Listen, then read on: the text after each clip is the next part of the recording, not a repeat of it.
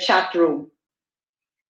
We are also joined this afternoon by other esteemed guests. His Excellency, Mr. Shaukat Tarin, Minister of Finance and Revenue, Government of Pakistan. His Excellency, the Philippine Ambassador to Pakistan, Mr. Daniel R. Espiritu. His Excellency, Dr. Imtiaz Ahmad Kazi, Pakistan Ambassador to the Philippines. Ms. Saadia Awan, Head Chancery of Pakistan Embassy in the Philippines. Of course, the Board of Directors of Akhuwat, welcome to all of you. Mr. Nasif Majidi, Chairman of Dompet Duafa. Mr. Ahmad Juwaini, Director of Islamic Social Funds and Islamic Microfinance of the National Sharia Economic and Finance Committee. Mr. Kartiko Adi Wibowo, the Director of PBMT Institute. And we also have participants from various schools and institutions from the Philippines, Indonesia, Malaysia, India, China, Bangladesh, and Pakistan. I might not be able to mention you all, but if you are here, please name your organization in our chat box and we will be happy to acknowledge you later on in the program. But with us this afternoon would be the members of the British Council of Pakistan, Takmil Pakistan, the Asian Development Bank, representatives from the World Health Organization, Zulig Foundation, and microfinance institutions from Mindanao, Philippines. In continuing to recognize individuals and organizations who address social issues with extraordinary vigor, integrity, creativity, and selflessness, the Ramon Magsaysay Award Foundation seeks to honor the legacy of President Ramon Magsaysay and to place living examples of transformative leadership and inspiring service before the public. The 2021 Ramon Magsaysay Awardees are living proof that, pandemic or not, compassion, moral integrity, and solutions can prevail. And that is why we have the Ramon Magsaysay Transformative Leadership Institute Lecture Series. It is the unique highlight of our celebration of greatness of spirit, where the public is given an opportunity to learn more about the amazing work and the transformative leadership journeys of the awardees directly from all of them. Moderating today's very special online lecture is Dr. Shelito Habito, or Shell, to the members of the ARMAF Board of Trustees. Dr. Habito comes with a doctorate in economics from Harvard University. He is currently an economics professor at the Ateneo de Manila University and the director of Ateneo Center for Economic Research and Development. He writes a weekly column called No Free Lunch in the Philippine Daily Inquirer. He was also the Philippines' chief economist for most of the 1990s, where he served in the cabinet of President Fidel V. Ramos.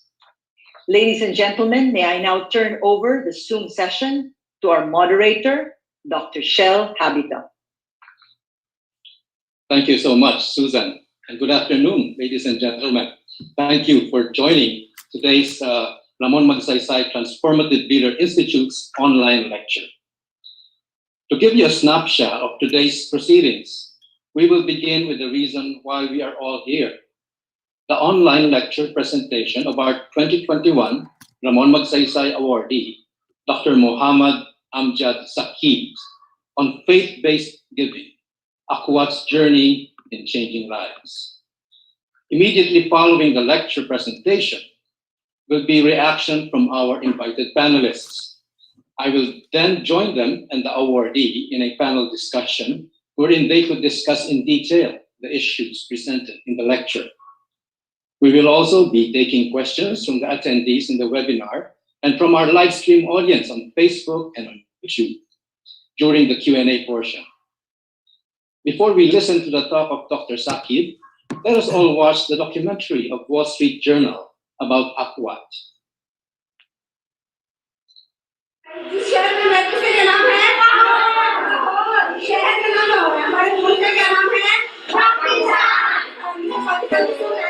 Saima Sheikh runs this school for poor children from a 2-room apartment in Lahore.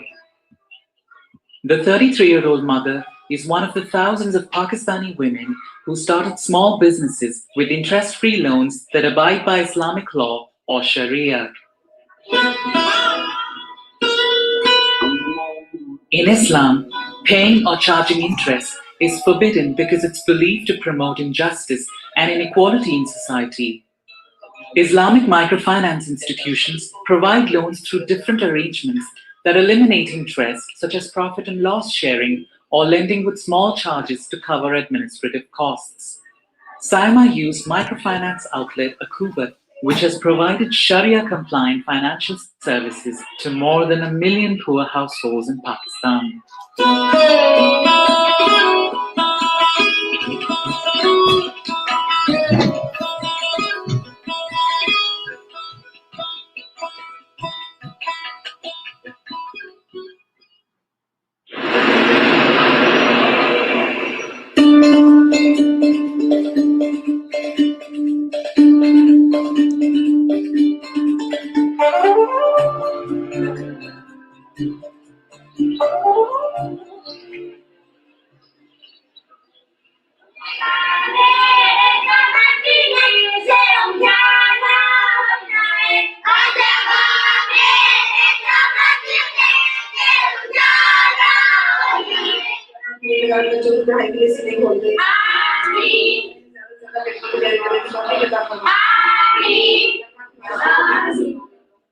Saima was 22 years old when she was married to her cousin by her parents. 2 years later, when she was pregnant with her second child, she says her husband abandoned her and her 1-year-old daughter. Circumstances तो very worst थे. Being a mother, अब 2 बच्चों का साथ भी था मेरे, और बेटा जो था after 4 months deliver हुआ था, तो उसमें मेरे husband जब गए मुझे छोड़ के, तो debt भी था, 80,000 का debt था, और बच्चे भी साथ थे, तो ये सारे circumstances मेरे हालात मेरे काबू से बिल्कुल बाहर थे. After struggling to repay her debt with traditional microloans, Saima borrowed around $100 from Akhuwat to start Al Fatima Academy, a school for poor children in her neighborhood.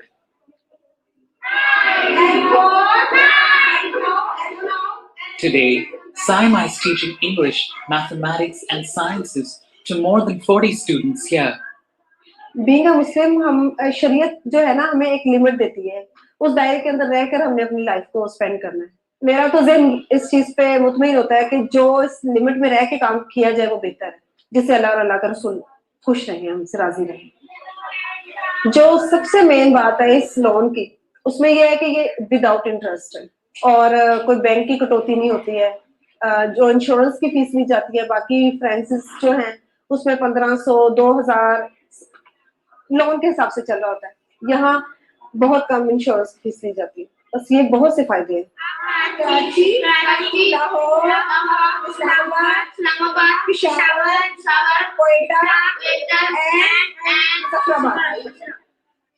With her monthly income of around $200, she's able to provide for her family. She also was able to borrow more money from Akhuwat.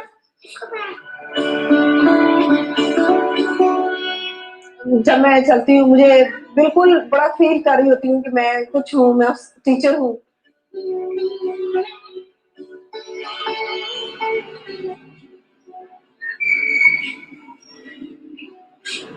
ये मेरी बच्ची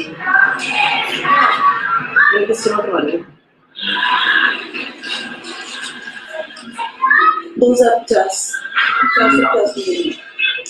Microfinance companies, including Akhuwat, have seen increasing popularity in recent years. But the services they offer are still new and reach less than 20% of Pakistani families that need them. Akhuwat's interest-free model also makes it run a tight operation. Its average loan amount of 25,000 rupees or $240 is 30% smaller than some other microfinance organizations in Pakistan. The growth and sustainability of Akhuwat's Sharia-based microfinance model also depends on steady donations from both the state and the private sector, because the organization collects minimal fee from borrowers. Akhuwat charges a loan application fee of about $2 and a 1% insurance fee, which amounts to $2.30 for the average loan amount. It also encourages borrowers to donate money to help facilitate more loans. If we want to upscale Sharia compliant finance, then the role of state bank and role of the state are very, very critical. So without that, you cannot give a real impetus to this. Pakistan's government is taking note. With a majority of Muslim population, the success of religious lending is expected to become bigger in the coming years.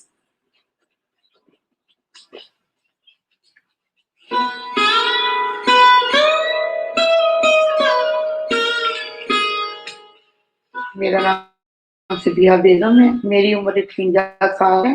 Trading का काम है, मैं सिलाई करती हूँ, उसी से मेरी गुजर बसर है। अल्हम्दुलिल्लाह मेरा बहुत अच्छा काम चलता है। Ms. Begum borrowed around $300 this year to buy more cloth for her tailoring business.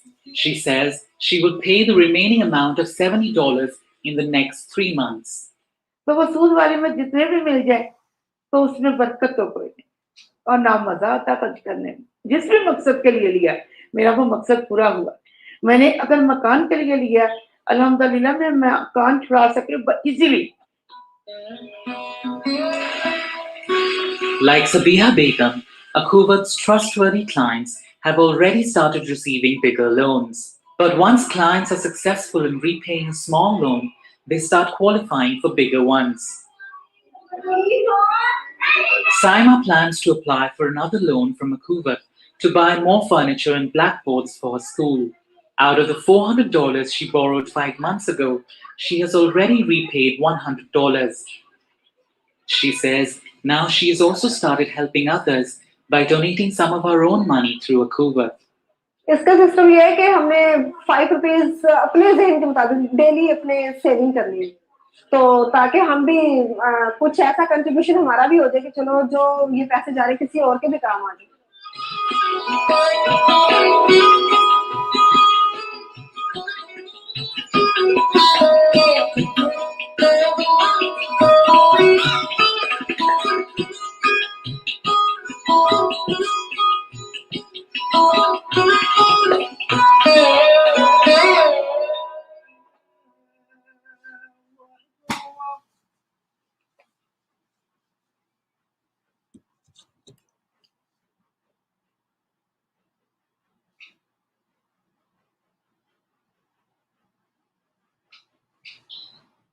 Ladies and gentlemen, may I briefly introduce our 2021 Ramon Magsaysay Awardee, Dr. Muhammad Amjad Saqib. Muhammad Amjad Saqib, founder of Akhuwat, is a development practitioner, philanthropist, writer, and a former civil servant. Dr. Saqib's areas of expertise include poverty alleviation, microfinance, social mobilization, and education management. Besides his pro bono service to many public sector organizations, Dr. Saqib has been a consultant for international agencies, including the Asian Development Bank, International Labour Organization, UNICEF, and the World Bank. He is the author of 7 books, including The Story of Akhuwat, with a focus on development. He is a medical graduate from the King Edward Medical College in Pakistan and a recipient of the Hubert H. Humphrey Fellowship for a master's degree in public administration from the American University in Washington, USA. Ladies and gentlemen, I am pleased to present to you our Ramon Magsaysay Awardee for 2021, Dr. Muhammad Amjad Saqib. Good afternoon, Dr.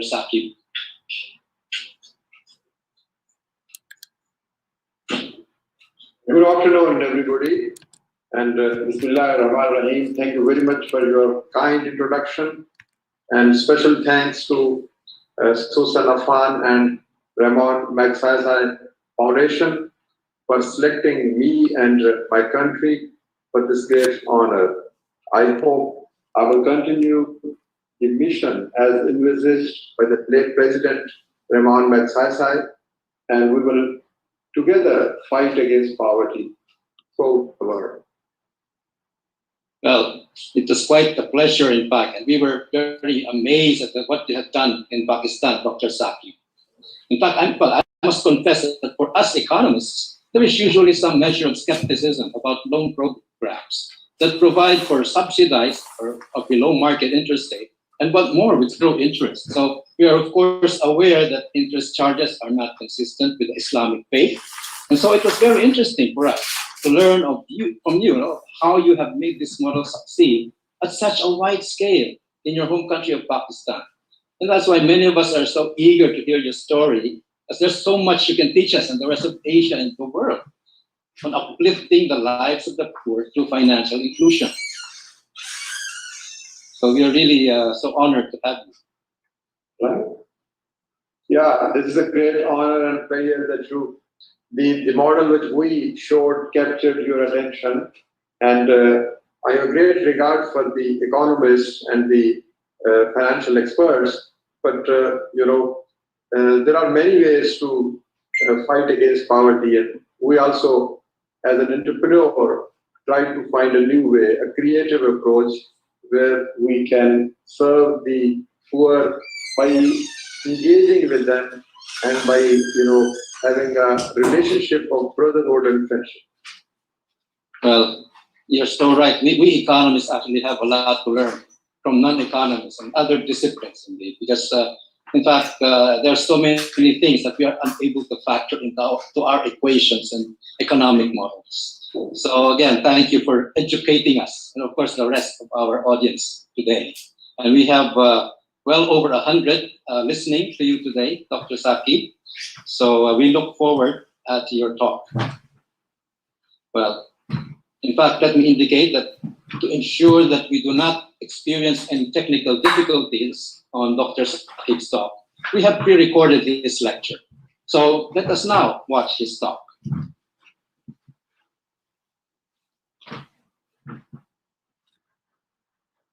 Bismillahirrahmanirrahim. Ladies and gentlemen, let me first thank and appreciate Ramon Magsaysay Foundation for bestowing this coveted and unique award. I am highly honored and humbled to receive this honor, which I truly believe belongs to the great people of Pakistan. Today, for this lecture, the topic that I have been assigned is Faith-Inspired Giving, Akhuwat's Journey in Changing Lives. Before talking about Akhuwat and giving its detail, let me narrate you a story. It is a story of a woman who met me in 2001. I was sitting in my office. Suddenly there is a knock at the door. The door opens and enters a lady with tears in her eyes. She was in a distressful condition, but she managed to sit on a chair in front of me. I asked her, "What can I do for you?" She said that she had lost her husband a few days ago. "I have 4 children," she said, "and now I am worried about their future. We have nothing to feed them at the night." Despite this, she said that I'm not a beggar. I don't believe in charity. I'm here to seek your help, but I won't take any money free. Would you give me a loan? A loan of 10,000 rupees, which was at that point of time around $100. I will buy 2 sewing machines with this loan, work hard, and then out of the income of these machines, I will be able to sustain my family. I'm poor, but I have self-respect. This was very unique for me that somebody in such a difficult condition still believes not in taking charity or doles, but in her hard work. We managed to gather $100, presented to her. She went away with a promise that she will return this money after 6 months. Though she promised, but I didn't believe her. So soon, I forgot this story. But that great lady didn't forget it. Exactly after 6 months, she was again back. Knocking at the door, opening the door, enters again, but this time there were no tears in her eyes. She was brimming with hope and confidence. She was smiling. She sat on the same chair in front of me and said that you might be thinking that I won't come back, but I'm here. I'm a trustworthy woman. I believe in hard work. Then she told me that out of the $100 which I gave to her, she purchased, as per her promise, 2 sewing machines, worked so hard that she was able to earn a lot of money and sustain her family. And she was able to send her 2 kids to school as well. And she was also able to marry one of her daughters out of the income from those sewing machines. This story was so inspiring. She put her wallet on my table, opened it, and then took out $100 out of it, returned it to me. While returning, she gave me a message, a very humbling and a unique message. She said that this $100 is a blessed money. It has changed my life. Don't put this money back into your pocket. Give it to somebody else. I'm sure whomsoever you will give this money will undergo the same spiritual experience. He will be out of poverty, and he will one day return this money back to you. So this was a unique message, a unique moment. I was bewildered.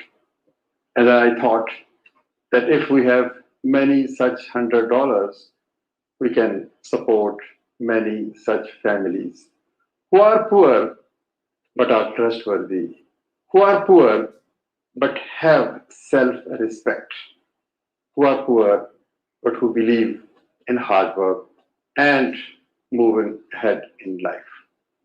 This was the story which inspired us to adopt the path of Akhuwat. This is the beginning. The story inspired us to design a program of interest-free lending. We studied the current models in vogue and found many of issues and challenges. If you allow me to narrate, first of all, high cost. The conventional microfinance, no doubt, provides loans to the poor people to start their businesses, but it has service charges which range from 20%, 30%, 40%, or even 60 to 70% in some cases. The next issue was religious reasons. Majority of the people in Pakistan are Muslims, and they don't prefer to indulge in riba or interest, as this money is riba or interest. So this was contrary to their faith, and they wanted to avoid it. The third challenge which came to our knowledge was the exclusive focus on women and group lending. There is no harm. Women should be preferred, but why not the men should be deprived of this opportunity? And why only group lending is needed? Why can't we give these loans on an individual basis? The fourth challenge was this whole paradigm of microfinance was initiated by non-government organizations But gradually, this was termed as an industry, as a business, and was taken over by the banks. So the compassionate dimension was eliminated and a business-like approach emerged. No doubt people continue to get small loans to come out of poverty and start their businesses, but with heavy charges and with heavy markup. So this was another thing that the whole concept, which was designed on helping people, gradually turned over into business. So next thing we noticed that once a borrower remained always a borrower. We wanted that a borrower must come out of poverty and must be able to help somebody else. So this is the whole philosophy, which I will slightly explain, that this Akhuwat means brotherhood, and a brotherhood which establishes a bond of a relationship between haves and have-nots. The haves provide loans to the have-nots. Have-nots use those loans and give back. And in this journey or giving back this amount, they also donate something more than that, something over and above the loan. So we wanted people to become donors once they are coming out of poverty. And the next issue for us was that poverty is not only economic. Poverty is a multi-dimensional concept. It is social, it is political, it is educational. Anybody who doesn't have self-respect, anybody who doesn't enjoy equal political rights, anybody who doesn't have a roof on his or her head. So we wanted to design a program which not only gives loans, but also addresses other dimensions of poverty. So these were different issues and challenges which helped us to design a different program. Hence, an institution is born, which is named as Akhuwat, with a vision of a poverty-free society built on the principles of compassion and equity. Our mission is to alleviate poverty by empowering socially and economically marginalized segments of society through interest-free microfinance and education. What are our distinguishing features? How are we different from conventional microfinance? And how does faith plays its role in poverty alleviation? Number one, Qarz-e-Hasan, a benevolent loan. The interest-free loan which we give to the poor, in our language we called it Qarz-e-Hasan, and in English, if it is translated, it is a benevolent loan, a loan which is given free of any markup or any interest. The next feature is intermediation through religious places, using religious spaces such as mosques, churches, and temples for the disbursement of loan and providing social guidance to the poor people. Why religious places? Because as a student of international development, I believe that we can't achieve the objectives of development unless we utilize indigenous places. So the religious places offer transparency, participation, accountability. Hence, we utilize these places where people come together, sit together, talk together, and there was a efficiency in the program, there was less cost, and there was more sacredness.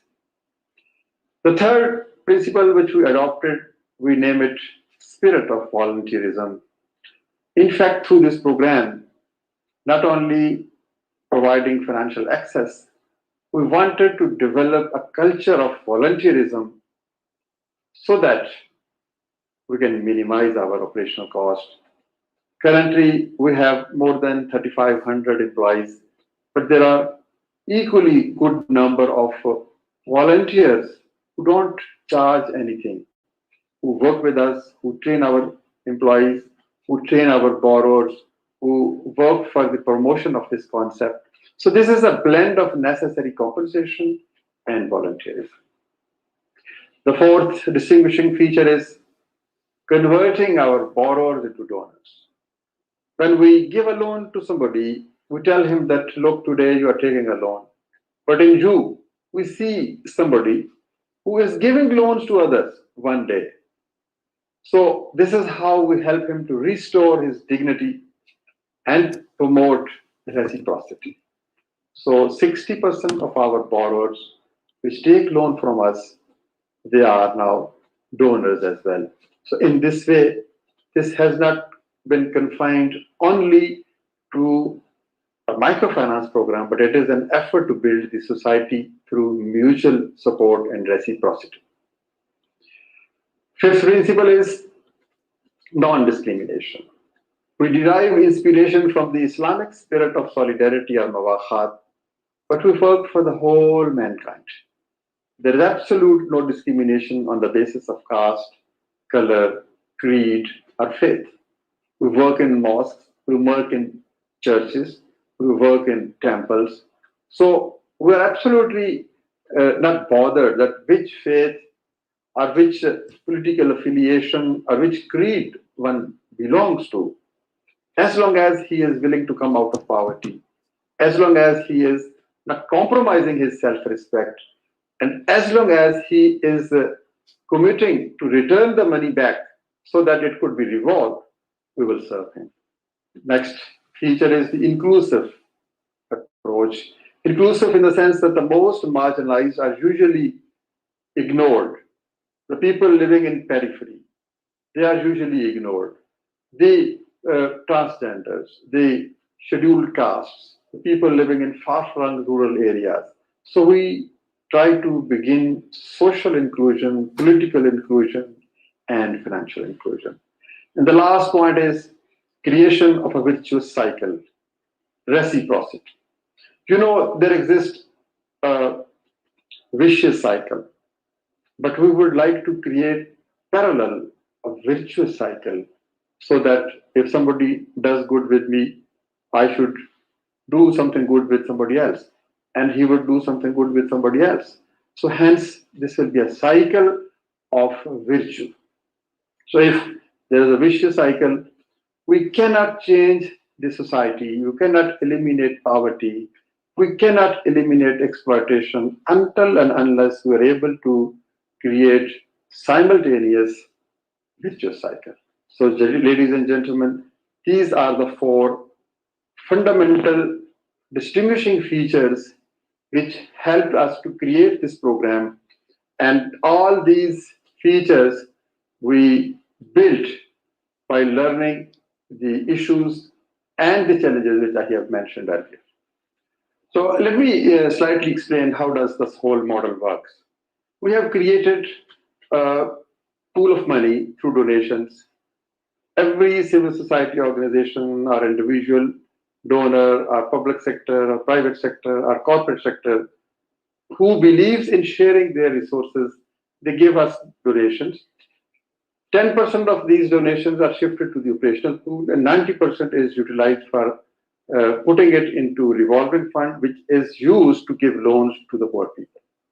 So the basic thing is this assumption that there is large number of people who are willing to give and donate, and that money, partial of that amount, which is 10%, is utilized to meet the operational expenses, and 90% it becomes the part of revolving fund, which is used to give loans to the poor people. So they return back this amount, because since last 21 years, our recovery percentage is 99.9%. So this is again a virtuous cycle which I have been mentioned. They give it back and we find new borrowers. What have been we able to do so far? 4.9 million loans, approximately 4 million families, which means more than 20 million people. The amount which we have disbursed is more than 150 billion Pakistani rupees. The recovery percentage is 99.9. We work through 827 branches throughout Pakistan. 58% of our borrowers are male and 42% of our borrowers are female. In fact, we give loan to a family and then allow the family that whosoever has the expertise may start a business. And 42% female have started businesses with that money. Currently, we have 800,000 plus active loans and 21 billion rupees is outstanding. And as I mentioned earlier, 3,500 most committed staff who believe in the spirit of giving, who believe in the spirit of sharing, and who believe in the spirit of establishing a bond of solidarity with the have-nots. They don't go and they don't tell people that we are here to give you loans. They tell people that we are here to establish a bond of brotherhood or sisterhood with you. You are now part of a Akhuwat family, and we will give you loan, you will do business, and so you will be able to share your resources with others as well. Besides microfinance, we have also adopted microfinance plus approach. We have educational services.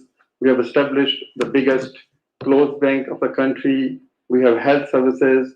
We have a program for the rehabilitation of most marginalized transgenders. And we have also a food bank through which we serve the extreme poor with good quality food. But most important of these is Akhuwat Educational Services, where we have establishing a university which will not charge any fee. This will be a long-term benevolent loan. The students will take their education today. They will not pay anything, but they will pay their fee after 10 years or 20 years so that somebody else could benefit and study. So this is a long-term Qarz Hasan. Our previous program was a short-term Qarz Hasan, a short-term benevolent loan to start an enterprise or a business. But this is to get higher education, get education today and pay tomorrow. This is our slogan. Ladies and gentlemen, thank you very much for being so attentive. Let me conclude by saying that we follow the philosophy of brotherhood as taught by our holy prophet Muhammad, peace be upon him, and all other religions and all other ethical and moral philosophies. We serve by using interest-free or benevolent loan as a tool. We are creating, in fact, a bond of solidarity between the haves and have-nots, assuring the poor that they are not alone in their struggle to come out of poverty. Let me reiterate that we, along with many other people, have a different dream. We are endeavoring to create a new world, a world where we share our resources, a world where we care for the less advantaged. And in this way, we are creating and nurturing a better world based on mutual support system, a world which provides opportunity and happiness to everyone, irrespective of caste, color, or creed. Thank you very much.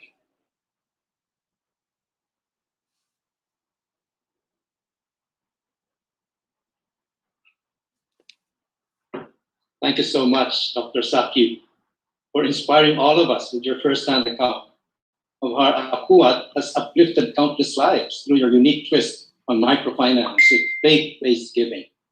I think it's quite remarkable that from the experience with one woman, it has blossomed into this very large organization, in fact, service for the Pakistani citizens that is truly helping uplift a lot of lives. And by the way, I must say that I'm heartened by one fact that you pointed out, that actually the greater number of the numbers are men, because we commonly hear that microfinance programs are much more successful because it's women who are driving, but at least there's still hope for men, shown by your experience, that even with the majority of men borrowers, you do get the 99.9% repayment rates.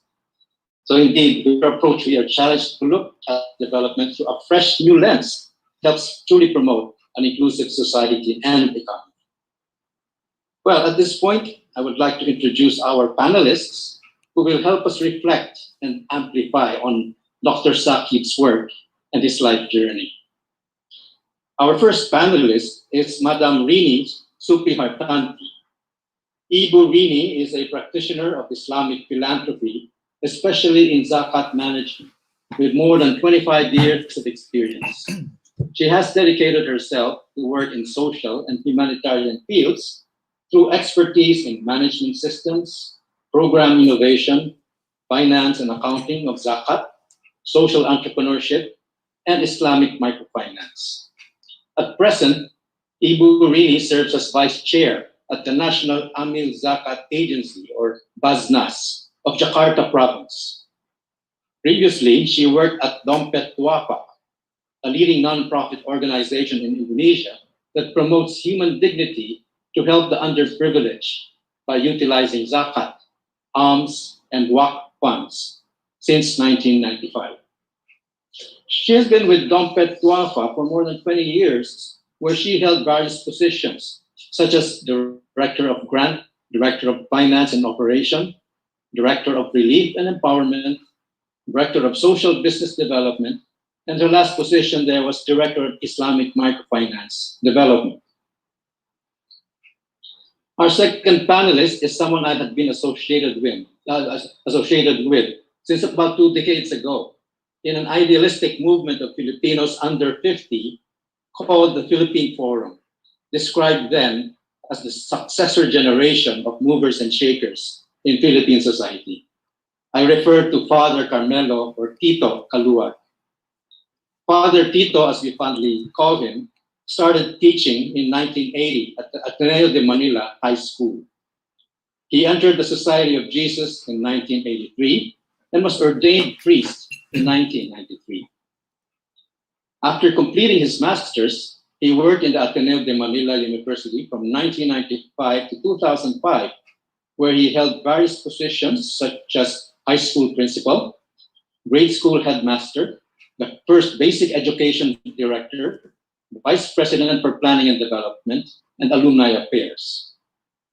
Father Tito left the Ateneo de Manila University in 2005, and in 2006 requested to be released from the Society of Jesus in order to do full-time work with public schools and part-time work with the ABS-CBN broadcast network.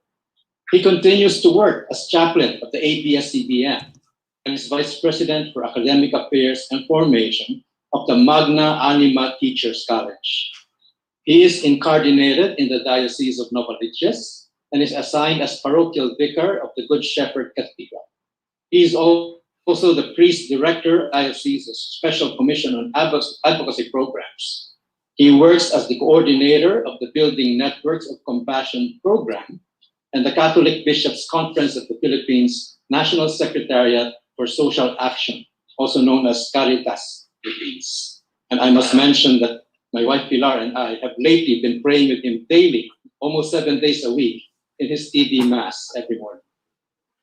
So we will begin with Madam Rini. Madam Rini, Ibu Rini, spotlight is yours. Thank you, Dr. Sen. Good afternoon, ladies and gentlemen. First, I'd like to thank you to Ramon Magsaysay Awardee Foundation for continuing to give award for everybody who make changing in the world, just like Dr. Amjad Saqib. And Assalamualaikum, Dr. Amjad Saqib. Congratulations for your award from the Ramon Magsaysay Awardee Foundation. I'm very happy that you to be one of awardee.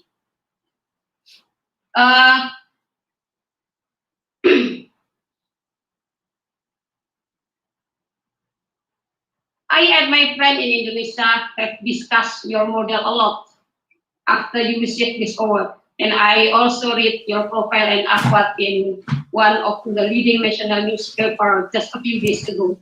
So I think many Indonesians hopefully will be inspired by you and Akhuwat. And talking about faith-based giving and microfinance, as Dr. Amjad and Akhuwat did, is very interesting, both in terms of how to raise funds or how to distribute and manage them. In 2021, World Giving Index shows Indonesia is the most generous country in the world. Recent results state that more than 8 in 10 Indonesians donated money this year, and the country's rate of volunteering is more than 3 times the global average. There are set of drivers that are contributing to this generosity, but the main factor in Indonesia is religion or faith as a driver for giving. As you may know, in Islam, there is an obligation to pay zakat for those who already met certain limit of wealth and conditions, and it's suggested for everyone to donate voluntarily through infaq and alms, as well as wakaf or endowment funds. Reports suggest that zakat payment globally were particularly high even in 2020 and 2021 as a response to the pandemic. In Indonesia, there were calls from Indonesian religion authorities for people to use such payment to help people in the communities who were experiencing hardship as a result of the economic slump because of pandemic.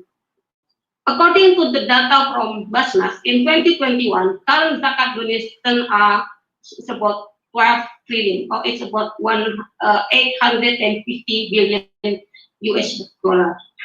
And from the national zakat statistical data, it is known that the average increase in collection is 34% per year, and the average amount of distribution is 32% per year. The number of beneficiaries reached an average of almost 11 million people every year. So, zakat infaq sodaqah management has been able to significantly contribute to assisting in poverty alleviation in Indonesia through various program approaches. And from this data, the experience presented by Dr. Amjad shows that faith-based giving is very capable and has the potential to be managed and can contribute in helping to solve the problem of poverty. Driving donates because of religious guidance, good and contemplative management, the impact of changes that can be felt and seen are factors that make people continue to donate. Religion is a matter of belief, and belief can be the biggest motivating factor to keep donating, contributing, and sharing. And as part of the pillars of Islamic social finance, the Sharia microfinance sector in Indonesia also continues to grow.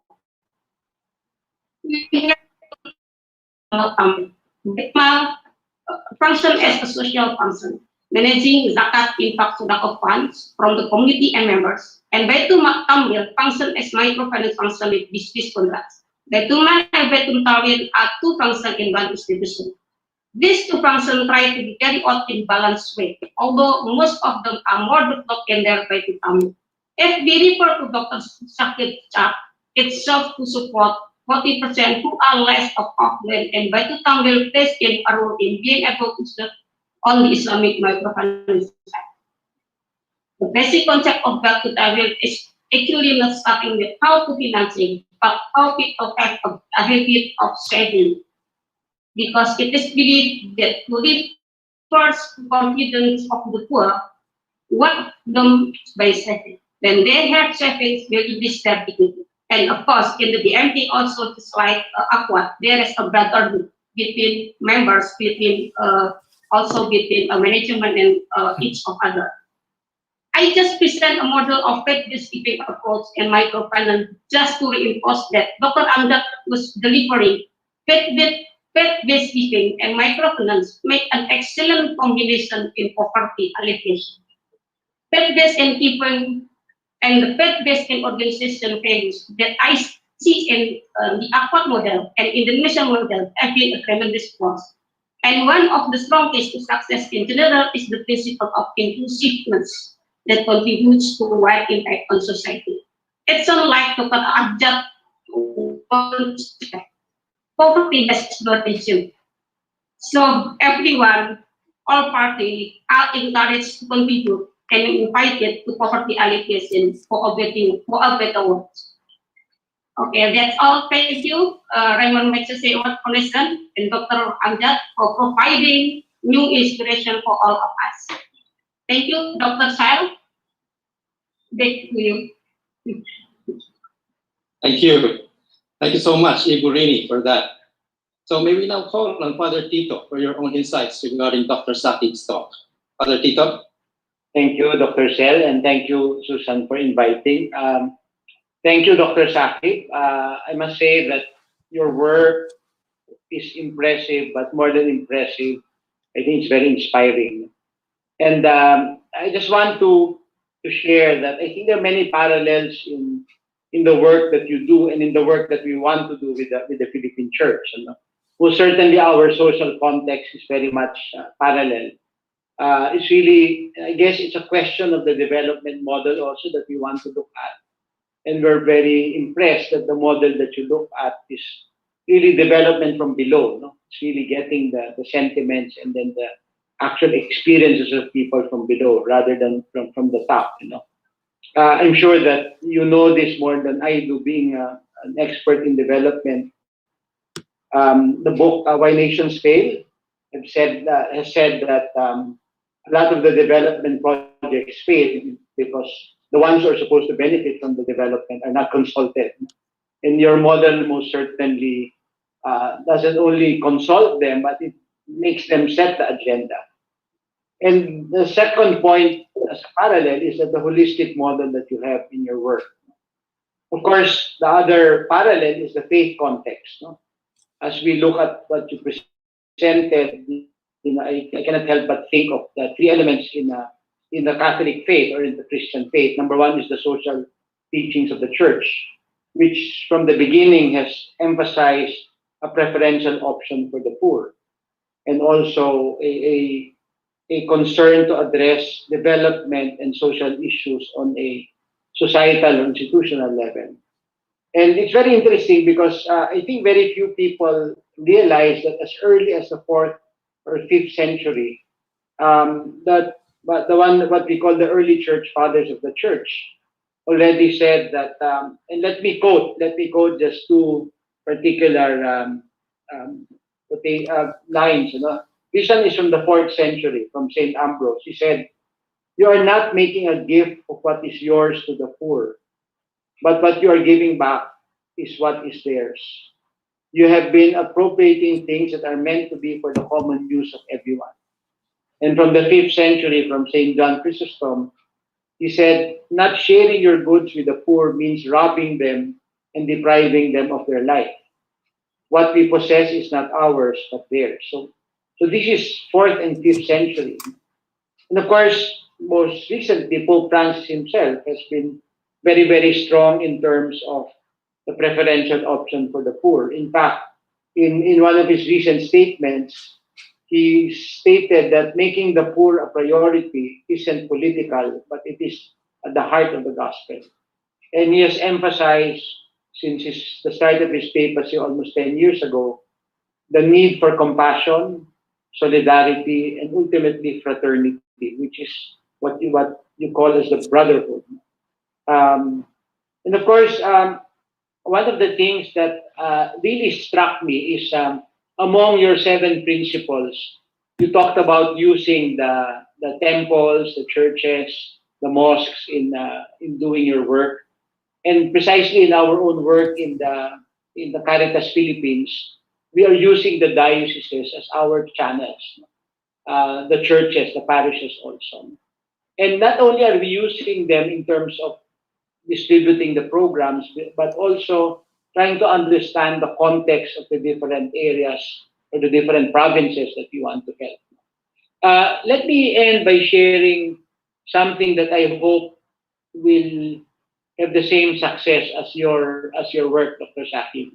Last August, we started in the Caritas Philippines what we call Building Networks of Compassion, which is really a program or a set of programs that will hopefully bring about poverty alleviation. We have food security, education, family development, livelihood and employment.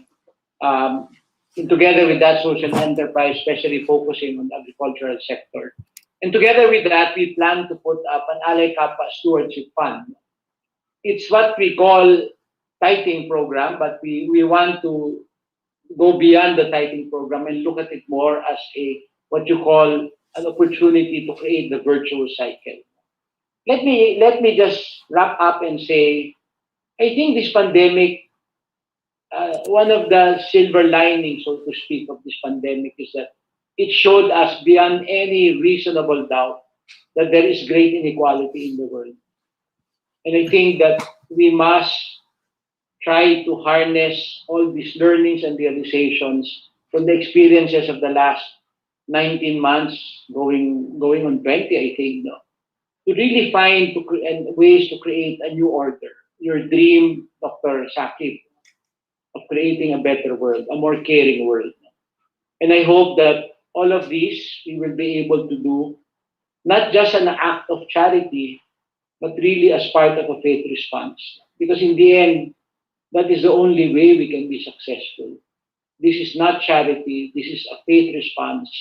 It is not even an obligation, it is a responsibility and an opportunity to live out our faith and to live out our sense of fraternity.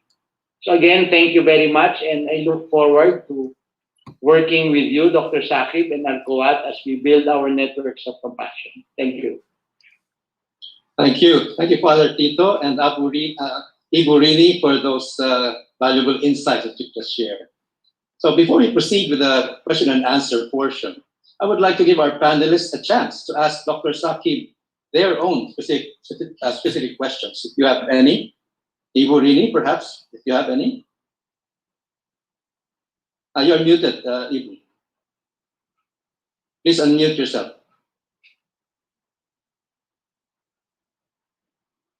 Yes. Okay. I think it's a lot, but must be left for the participants. So I just want to ask one question. I want to ask the strategy used in fundraising from donors and how to maintain donor loyalty, because in your lecture, this is not to mention about how to fundraise from the public. Thank you. Dr. Saqib? Yeah, Dr. Habito, I fear I didn't fully understood the question. Will you say it again? Habito, can you tell me? Well, if I understood it correctly, I guess Iburini was saying that how you are actually been successful in the involvement of donors. Perhaps given much emphasis, but I guess you would like to see. Thank you very much, Ms. Rini. This is one of the difficult, areas when we started this program. The entire program was based on two assumptions. The assumption number one, that people are willing to donate and willing to give and willing to share. And the assumption number two, that the people who get loans, they will return. They are trustworthy, they are creditworthy. So these were two basic assumptions when we started this program. But gradually at this point of time, if you allow me to say that these assumptions have attained the status of universal truths. Because a program which starts from $100 reaches $1,000 million, that means there is a continuous influx of donations. And then maintaining a recovery percentage of 99.9 is another testimony of the truthfulness of the second assumption, that people are trustworthy. So these are the two assumptions which are truths for us now. But of course, as you ask this question, it is not an easy task to convince these people that they should donate for microfinance. People would like to donate for building a hospital, for building a school, for building a church, for building a mosque. But then telling them and convincing them that let's give an opportunity to the poor people to stand on their feet without, resorting to charity or begging. So this is something difficult because it has never done, at least in Pakistan. So gradually during last 20 years, we were able to convince individual donors, religious donors, faith-inspired donors, corporations, and even the state that you should come with this creative approach to help people with interest-free loans. And on the one side, you are not giving them, charity. You are giving them loan, which doesn't compromise their self-respect. And on the other side, you are also, you are not charging anything over and above the capital. So whatever is earned by the poor people rests with them. So this is how we, inspired the donors that this is one of different approaches to fight against poverty. So it's a continuous struggle, continuous journey, and convincing people. Then people now see our success, alhamdulillah, and this is the manifestation of the truthfulness of our whole model.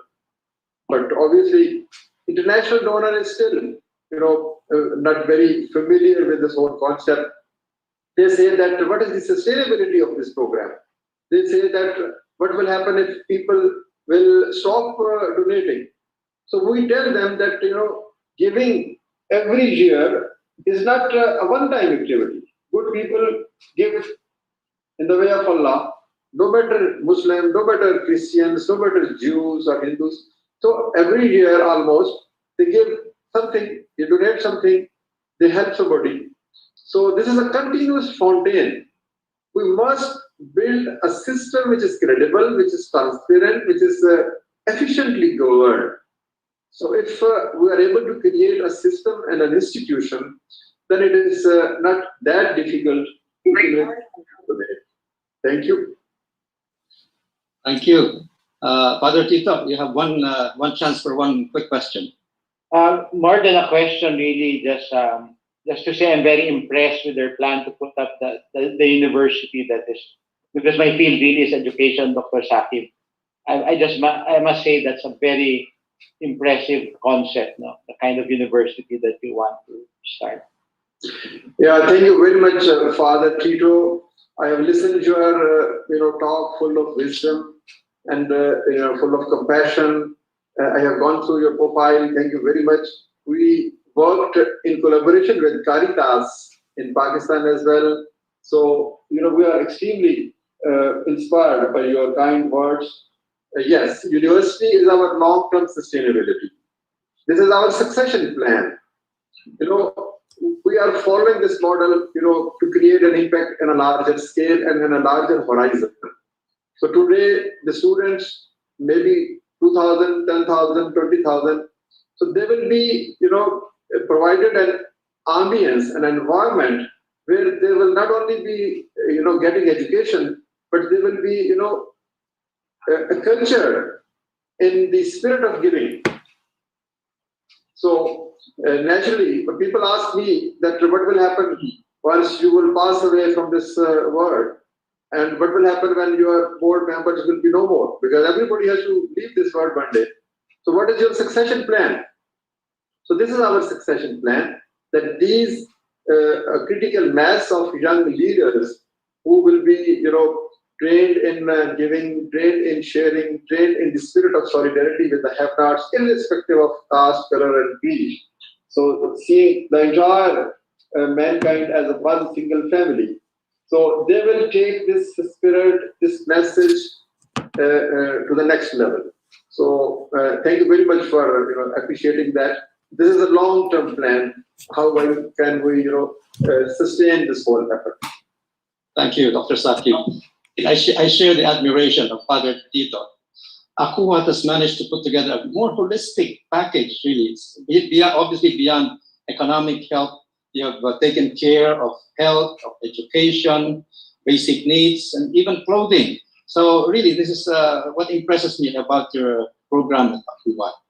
Well, in fact, I think we can open the Q&A more widely. But before we proceed with the Q&A, I'd like us to first take some photographs while we have the right mood. So Dr. Saqib, panelists, everybody else, please turn on your cameras while our secretariat takes some pictures. And I'll leave it to the secretariat to direct us on this. Thank you so much, Dr. Habito. Please give us your best smiles. We are taking a screenshot in 3, 2, 1. Another one in 3, 2, 1. Okay, thank you so much, Dr. Saqib and our panelists. Returning the Zoom to you, Dr. Habito. Thank you so much, Kat. And thank you for this. We have something recorded for posterity in terms of photographic memorabilia. Well, so at this point, we'd like to answer some questions from our virtual audience. Recording in attendees progress. Who are with us in the grid now. We would like to acknowledge RMTLI, or again, the Ramon Magsaysay Transformative Leadership Institute's Next Gen Youth Leader, Amin Hatama, founder of Project We, the Threads of Moral Stories, and Funnel, and also co-founder and president of the SEDPI Group of Social Enterprises, Mr. Vince Rapisura. May I request Amin first to throw the first question, and then followed by Vince. The spotlight is yours, Amin. Hello, everybody. Can I be heard? Sorry. Yes, we can hear you. Yes. Good afternoon, everyone. Assalamualaikum, Sir Saqib. Thank you very much for presenting and showing us the kind of good that you've been doing in your country, and it's very inspiring. I don't have much in terms of questions, though I do have a bit to share in terms of, I guess, how I felt about everything so far. My perspective comes from both sides, as Sir Shell shared earlier, from the very transactional kind of thinking that an economist has. Since I study economics currently at Ateneo de Manila, it is somehow kind of surprising to think that it's something like this that's just based on trust, based on mutual sort of support, can be kind of surprising. But at the same time, also, I am a Muslim, so I also very much understand the kind of perspective that it comes with, deciding not to charge interest due to the belief that it's not necessarily right to have that kind of power over someone specifically because you're supposedly richer, or that if you can afford to give a loan, it's not necessarily right to have to charge the other person for that. So it's actually a very interesting kind of perspective, because I'm sort of seeing both parts of my world kind of converge in this specific aspect, because this is also something that in my home province of Basilan is also kind of being practiced, although not to the scale I think that Sir Saqib is really doing. That's why it's so admirable. So just a few things I took, a few notes. I find it very admirable, of course, that Sir Saqib shared the story of the first person that he helped. It established this sort of, it shows that it's real people that are affected by these kinds of situations, and it's real people that are really helped. And I really like the aspect of just not necessarily doing charity and allowing the people that he helps to maintain some kind of self-dignity, allowing them to just give that little push to let them get back on their feet and really improve their lives using their own strength and keeping their kind of self-dignity. And I also really like this. I want to put special emphasis on this creation of a kind of continuous community of help. I really like the fact that the people that are helped end up giving donations of their own. So it creates this cycle, as has been repeated many times. Because often when you think about things like trying to enact social change, a lot of it goes through things like donations and charity. But that's not necessarily the most sustainable way, because what happens when the charity stops or the source of the donation stops? But I really admire that what we're seeing here is a system where you empower these people, and once they're empowered, they do the same. So should the time ever come that, inshallah, it doesn't happen, of course, but should the time ever come that somehow this kind of specific organization doesn't necessarily have the ability to do this anymore. You'll have the community that has been built over generations and generations, loans and building other people up. And that kind of community of built using the principles of trust, kindness, inclusivity, equity, and mutual support systems, I really do strongly believe that that will stay long after. And I really, really admire that. And I really admire Sir Saqib. Thank you very much for what you're doing. And I hope we can somehow also do the same thing here in my home country of the Philippines. So that's pretty much it. Thank you. Yeah, thank you. Thank you very much. I'm extremely inspired by your kind words and seeing the whole in true perspective of a better world. In a lighter tone, with the permission of you and Dr. Habito, because you both are economists, we are trying to bring economists to the church. So we just want that we should find a combination, where everybody comes and contributes for the creation of a better world, which I have used so many times. But the point is, there is no one single way to come out of poverty. We must be entrepreneurial. We must not be judgmental. We should, learn from the people. I learned from this poor lady that she said me that if you give a loan to your brother or sister of $100, what would you take back? I said $100. So she said that I'm poor, but can't you think me as your sister? So that was a very intriguing question. She said that if you think me as a sister, so why are you asking me to give back you $110 or $120? It is not only a faith question, it is an equity question as well. On the one side, faith prohibits, but at the same time, if a rich person goes to the bank to buy a Mercedes car, he gets a loan at a rate of 5%, 4%, 10%. But if a poor person who wants to come out of poverty, who wants to feed his family, and he is coming for a loan to us and we are charging 20%, 30% or 40%.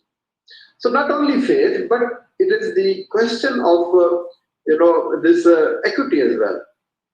So this is an amalgamation of what we learn from our community, what we learn from our people, what we learn from conventional microfinance, and what we learn from faith.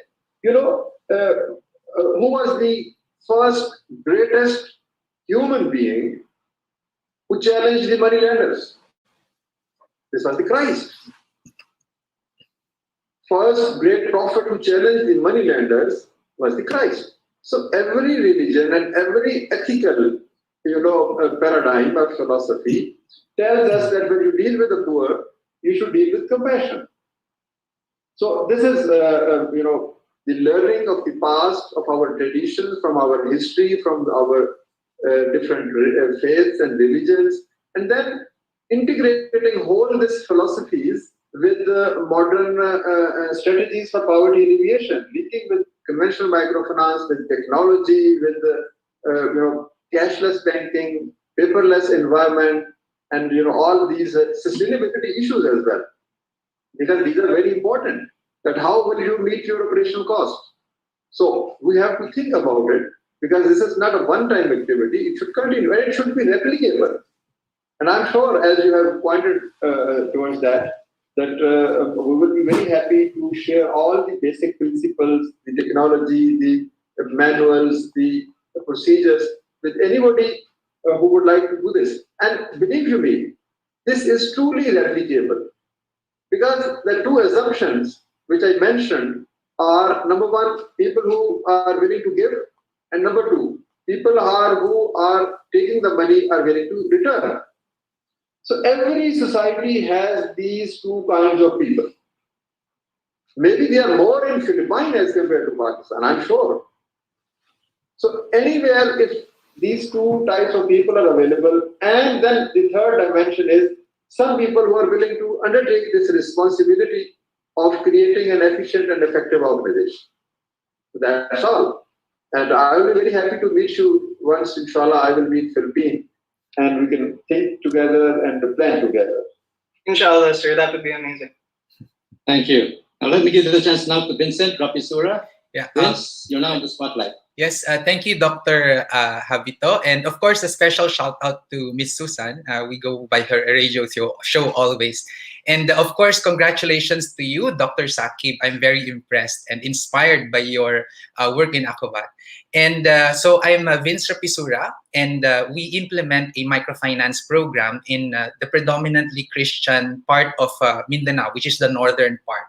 So we call ourselves Sedpi Group of Social Enterprises, and we started our microfinance operations in 2017 and have since grown from 2 branches to 10 branches to date. So very, very little steps.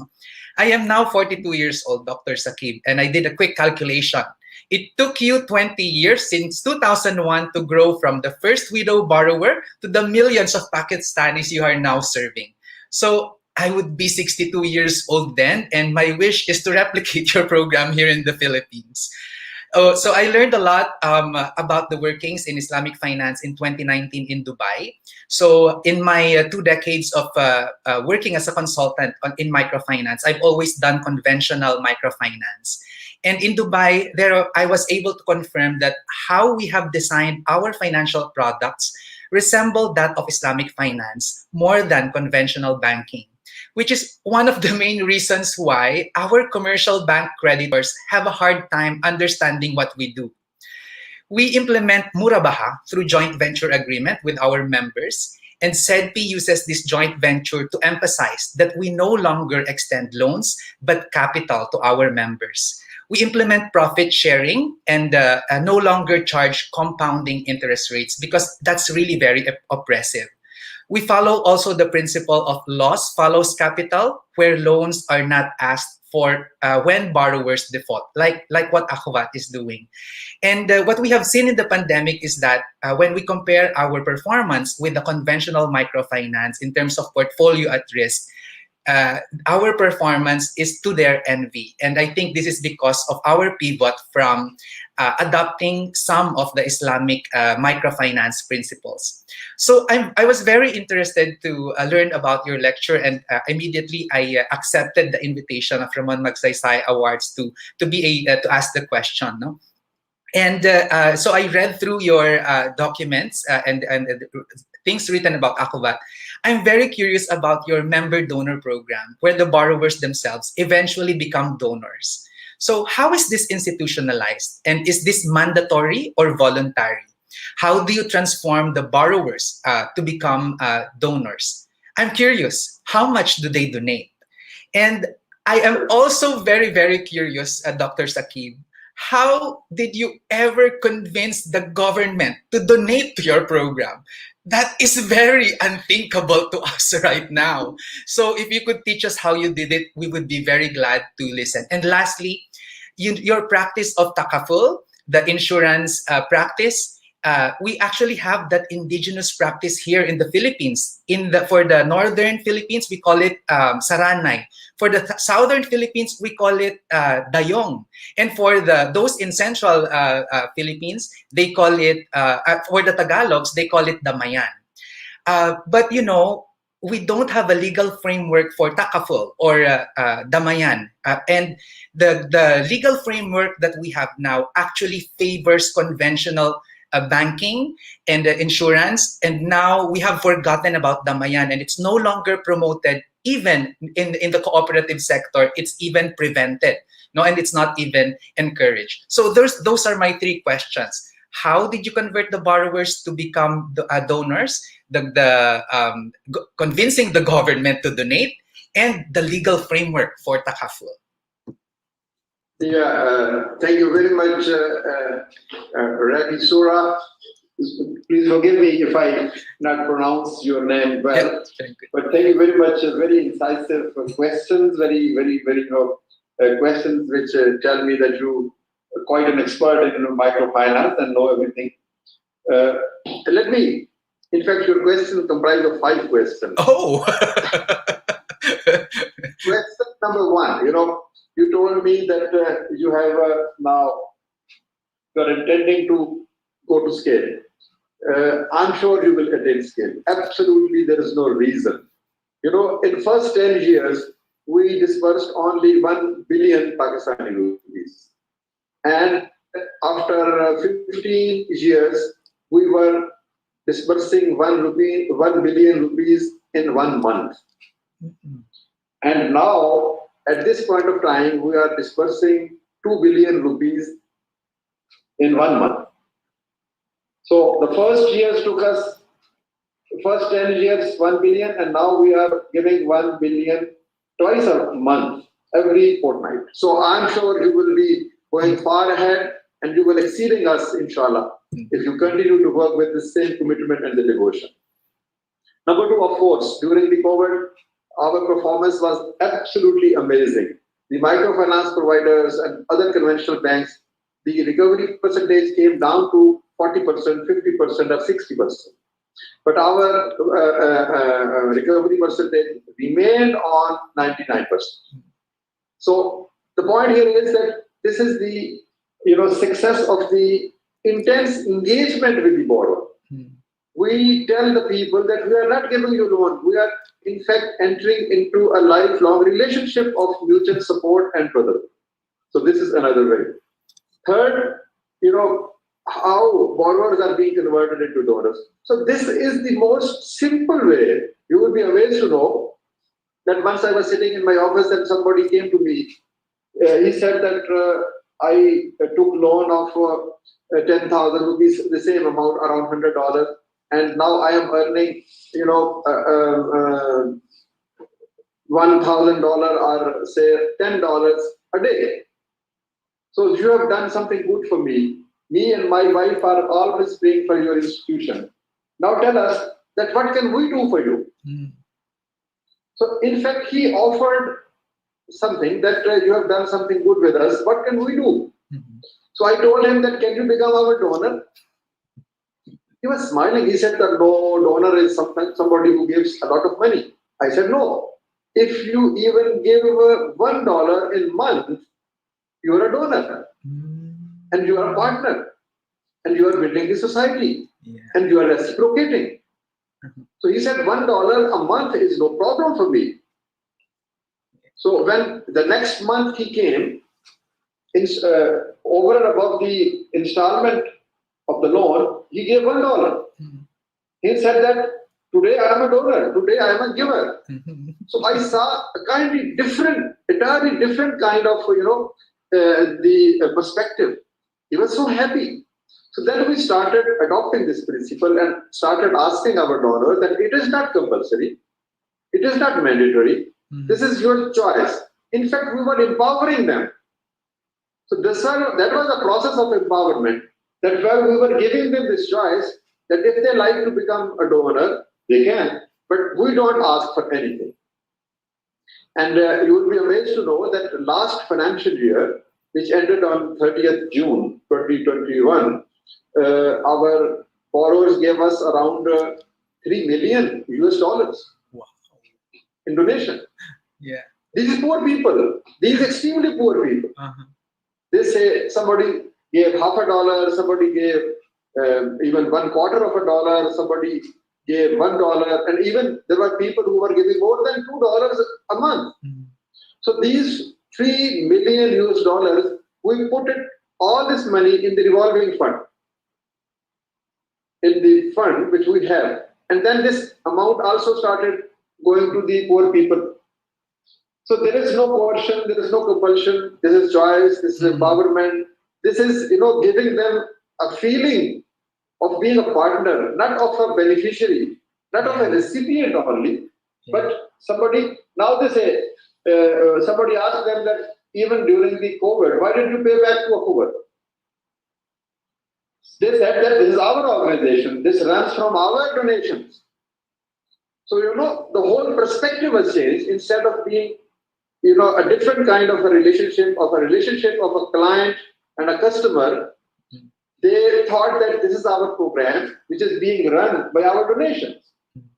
So that promotes the loyalty to the program. But this is not compulsory, this is not coercive, this is just a choice. Third, question, or rather fourth one, which you asked, that how did we convince the state? Political leadership is always in search of good ideas. They're always in search of something which works. So in Pakistan, there is a huge program by the name of Ehsaas, which gives unconditional and conditional cash grants to the poor people. So we, engaged with the state and with the politicians and told that there is this section of society which needs grants, but a section of society which is above this, who don't want to take grants, but they want loans. So why don't you give them loan, but don't take interest, so that the entire benefits rest with them. Then there is a third category, which is more prosperous. So you can enter into a profit loss sharing basis with them. You can charge them for the services which you are providing. So that was a long dialogue of 10, 15 years, which convinced some politicians. And luckily, the current government, Prime Minister, is very convinced. And we are giving housing loans, we are giving loans to farmers, we are giving loans to entrepreneurs. It's not an easy job to convince the bureaucracy. But convincing a politician is much easier because he believes in delivery. He doesn't believe in red tapeism. He doesn't believe in rules and regulations which constrain any big initiative. So, gradually we were able to show them. But they are amazed to see that we have disbursed so much amount and our recovery is 99 plus, and the bank's recovery is not matching this level. So there are many other reasons. We showed the transparency. They interviewed hundreds of our borrowers. They visited different places. So they studied our model, our technology, all those different good practices. So it's an uphill task, but it is doable. It is doable. It is certainly doable. If you start inviting politicians to your program and starting an interface with your borrowers, I'm sure they will be convinced. And lastly, insurance. So that is also an optional. That is not compulsory. Anybody who wants, this insurance means that if somebody dies during the pendency of the loan, number one, death. Number two, permanent disability. And number three, some unnatural loss to his business.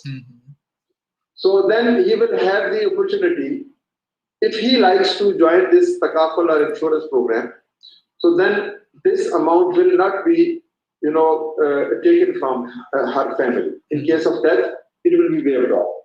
And this is just 1% of the entire amount. And this is optional.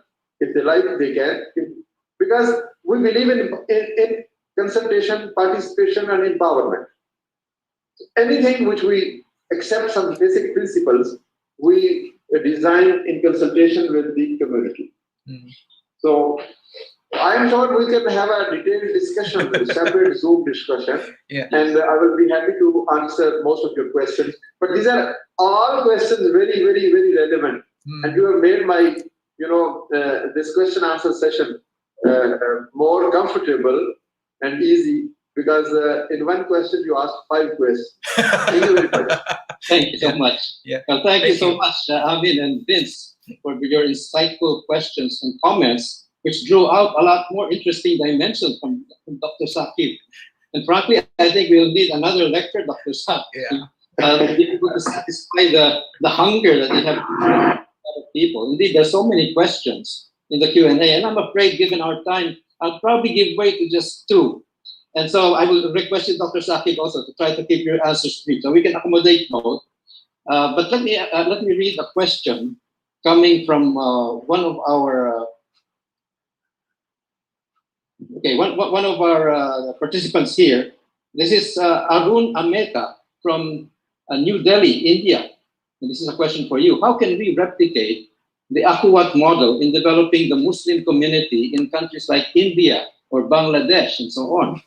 Being a development practitioner myself, he asks, I have seen on the field the reluctance of community to join the program as interest is against their religious beliefs?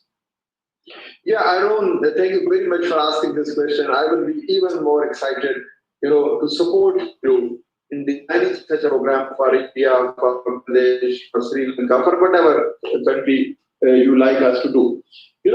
But the basic thing is, it might draw inspiration from any faith, but the program should not be confined to one faith only. It should be participative. It should be absolutely, not confined to any one single community or one single followers of single faith. So no matter wherever you can draw your inspiration from, that is your and my, sole prerogative. But when we talk of development, we should talk of participation. We should talk of inclusion. So these are my first, remarks. Then obviously we can help you. As very simply I told you that you just need people who want to give and people who want to take money and return, and you just want an intermediary. So rest are the details. If you can do all these three things, then we will be more than happy to provide you all the technical details, all the manuals and procedures and documents. We will be happy if you visit Pakistan, and we will be happy to send our people to you, to serve you, to design you. Because, whenever you design a program, it should be designed with the perspective of local wisdom and local genius. So the indigenous institutions, indigenous culture, indigenous traditions, and indigenous, people, they should be made part of that program, because that will ensure sustainability. So one of my mentors mentioned that you don't replicate program, you replicate people. If you have a good bunch of people, selfless, and true to the mission, and willing to serve the poor, obviously there is absolutely no doubt in my mind that why will not you be successful. So we can offer all assistance, but first of all, you should try to convince yourself that you have one bunch of people willing to give, another willing to return, and then the third bunch of people who are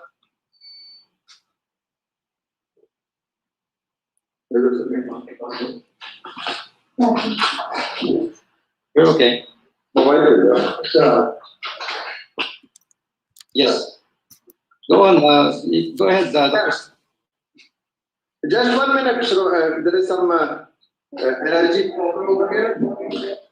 No. We can actually hear you. Yes. So I was just confining. I was just mentioning that if you are on one side people who believe in giving, and on one side who are believing in self-respect, and then you just need few people, a group of people who are willing to become a bridge. Thank you.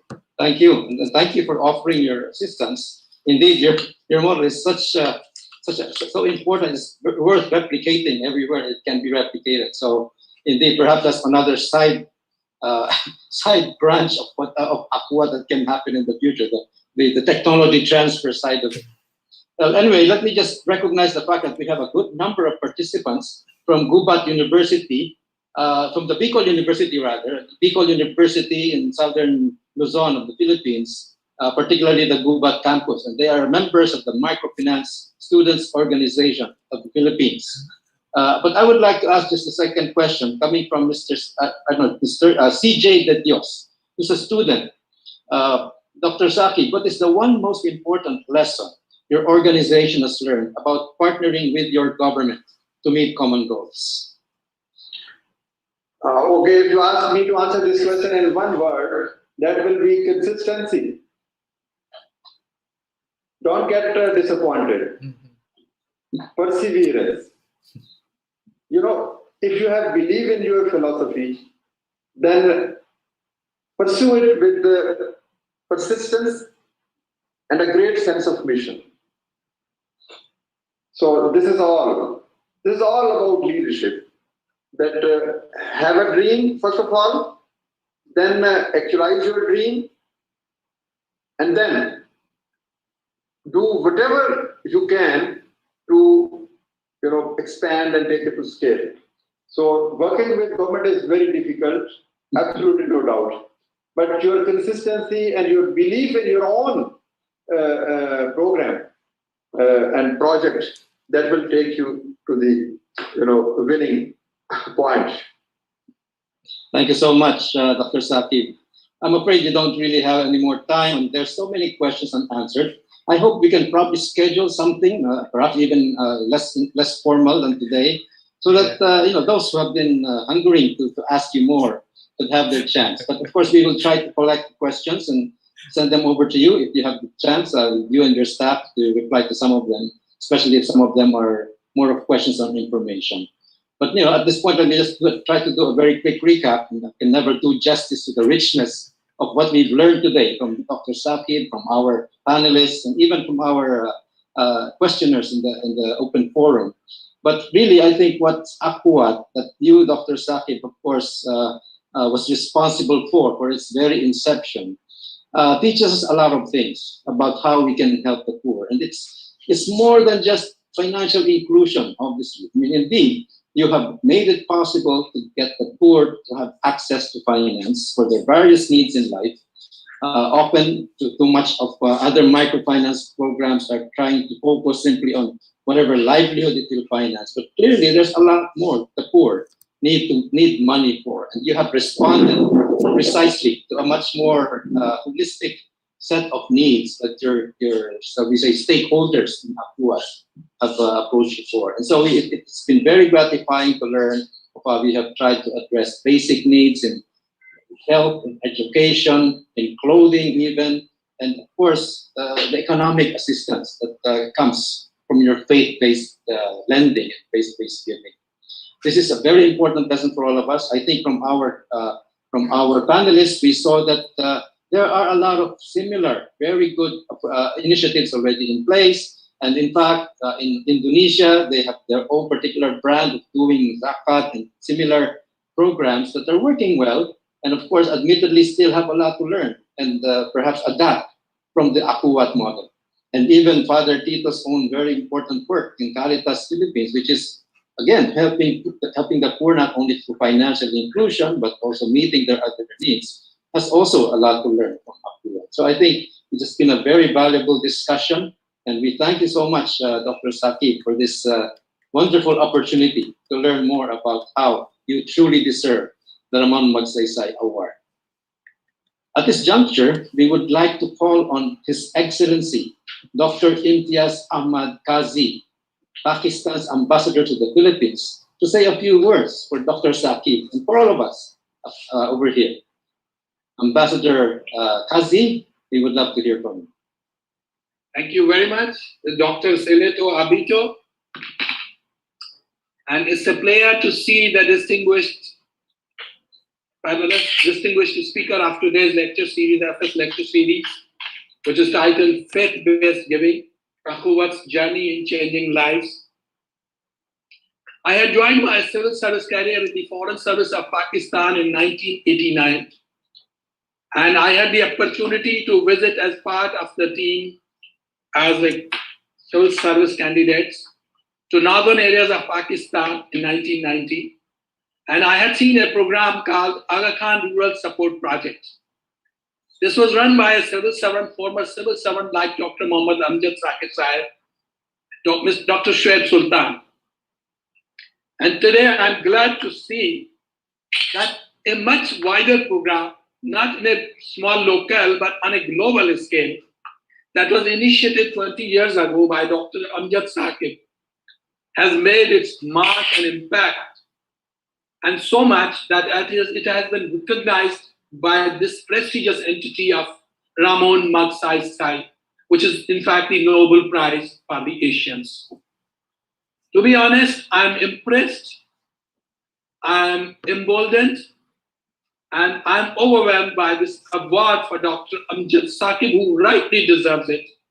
And I'm glad to see that he has joined the list of those 14 eminent Pakistanis, which include not only Shoaib Sultan, whose program we signed in 1990, but Madam Lutfa, the late Lutfa, Asma Jahangir, Habib Rizvi, Bilqis Edi, Abdul Sattar Edi, Tasneem Siddiqui. I had seen his programs of Khudaki Basti in Hyderabad and other places.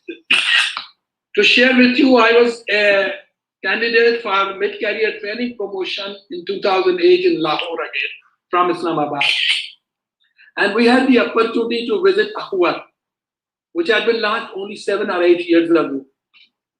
We were not well aware of its program, but today when I have seen the chronology of the developments and progress made by this Akhuwat, I'm impressed. The university, the colleges, the clothing sector, the Fajar Salah sector, health sector, microfinancing, and you name it, they are there. And not only in the context of Pakistan, but in the context of Asia, in the context of Europe, Sweden. I saw some African countries. Dr. Saab was in UN, he's in UN, UK think tanks, and some other regional capitals. I've seen him the way he has been working selflessly for this great cause of sharing, caring. The way he told his story at the start of lecture. I'm sorry I could not attend entire lecture today, but because of some prior commitments, I had a guest coming in between, but I heard parts of it. And the way he told the story of that lady who didn't accept the charity, but who wanted to do something. But this is the beginning, a small step that brought this Akhuwat. And this Akhuwat, which is actually the concept from the time of the Prophet's migration to Medina, Prophet of Islam's migration, and how everything was shared between the people under this concept of Iman, Ihsan, Ikhlas, purity, and then Infaq, giving away in the name of Allah. Believe me, this is a very noble concept. And Dr. Saab, if you allow me, I can re-quote what they have said in your letter of this award. My congratulations to all the awardees, in fact, who have got this 63rd Ramon Magsaysay Award. I would like to quote the words that this has been said here about Magsaysay. He well rightly deserves it. That it's an award which has all the 5 awardees, including Dr. Roberto Ballon, Stephen Munsi, Madam Firdausi Kadri, and the Watchdog Indonesia. I congratulate you on this occasion. I look forward to be part of the actual prize distribution series when it is there. And we wish to see Dr. Saab more. In fact, I wish that he's personally here at the time of real distribution of this award. And I would like to meet him to learn from him. And we are proud of you, Dr. Amjad Saqib Sahib, in Asia, on the global scale, in Pakistan, and we wish you all the best in your contributions. And I wish the foundation of Ramon Magsaysay all the best. In fact, I had a very useful online meeting with Madam Susan, the president, and Ms. Isai Nadalo and other colleagues of the foundation. I look forward to visit them. I'm trying to see if we can chip in to have Pakistan's culture, our own corner in that institute, in that foundation, so that we can more closely interact on mutually beneficial ventures. And we look forward to their award distribution ceremony sometime in November. Dr. I will be following up your lectures, some of them, as much as I can spare my time. But believe us, it's indeed a prayer for us, an honor for us, and a pride for us, all Pakistanis, that you have mentioned, you have come with such a big mark on this Akhuwat Foundation. We wish you all the best in this. I thank you, Mr. Abito, again, for giving me this opportunity. And I'm looking forward to my other lecture, for which I'm going to enroll on 17th of November, probably, by Mr. Mansi for the peacekeeping lecture. So most of the important lectures of my relevance and interest, I would certainly be part as a participant in your lectures. I would request you, please don't call me for these final words. I would like to be an ordinary participant sitting on the sidelines and attending important lectures. That's it, but it's always a pleasure to be with you. Thank you so much again, everyone. Yeah, thank you very much. Just a few sentences, if you allow me. Your Excellency, Dr. Imtiaz Qazi, I am extremely grateful and truly appreciate your kind words and your generous remarks. Yes, of course, the honor is not mine only. This belongs to every Pakistani, because Akhuwat means every Pakistani. So these are the thousands and the millions of the people who have contributed either in giving or in taking loans. They are all Akhuwat. Thank you very much for your kind words, and inshallah, I will be visiting you as well when I come to see Susan Afan and Dr. Habito and at the end of the November. And we will surely be doing our best to come up to their expectations and to, take the spirit of late President Ramon Magsaysay and make this world a happy place to live in for everybody. Thank you very much. My personal regards to Dr. Imtiaz. I'm extremely grateful. There you go. Ladies and gentlemen, our first lecture by Dr. Amjad Saqib. And I just wanted to thank the Ambassador Kazi, for your very warm remarks. I think this is just the beginning of even stronger ties with Pakistan, which is just such an added bonus to what we're doing here at the Ramon Magsaysay Foundation. So thank you. And yes, we won't let go of you now that we've met you. You will be part and parcel of everything that we do. My pleasure. There you go. And I also wanted to thank profusely our moderator, of course, Dr. Shell Habito, for doing such a phenomenal job in facilitating our first lecture for 2021. Shell, thank you. Maraming salamat. And with us as well this afternoon, some of our other board of our trustees, our esteemed board of trustees was able to join us. We're so happy. We have the chairman of the board, Mr. Gigi Montinola, Ms. Cheche Lazaro, and Mr. Ernie Garilao that has also joined our squares here, our panelist square. Cheche, Gigi, Ernie, thank you so much for gracing us with your presence. Also, we have other former awardees, Mr. Ernesto Domingo, Ms. Laila de Lima, Mr. Jaime Aristotle Alip, and Ambassador Howard D. Of course, Mr. Stephen Mansi, who are also with us this afternoon. Thank you so much for joining us. Also, Father Tito Kaluwag, thank you. Rini, so nice to see you again. Vince, this is not the end, Vince. We will do a lot more work together. The board of, all the other laureates, Mr. Shokut Tarin, His Excellency Ambassador Daniel Espiritu, the board of directors of Akhuwat, Mr. Majidi, Mr. Juani, and Mr. Wibowo. Thank you so much for joining us this afternoon. And of course, lastly, this webinar would not have been possible without the commitment, the passion of our 2021 Ramon Magsaysay Awardee, Dr. Mohammed Amjad Saqib. You inspire us with your greatness of spirit, with your solutions, and your immeasurable generosity in sharing your solutions to the rest of Asia. Thank you, Dr. Saqib and the Akhuwat team. With that, we say good afternoon, and maybe we can just have one other picture because we have some other board of trustees that joined us, and the ambassador is here, and we would love to take one more picture. So, Kat? Okay, give us your best smiles, please, and please look at your cameras. We're taking a screenshot in 3, 2, 1. And another one, 3, 2, 1. Thank you so much, everyone. Okay, and so we'll see you in our next lecture. The next lecture will be Kat. That will be in mid-October, right? And that's for Kadodoy Balyon. Yes, Miss Susan, that's correct. Okay, so we'll see you all. Please like us and follow us on Facebook and our website, because all the other information will be there. Thank you so much for joining us. Bye-bye.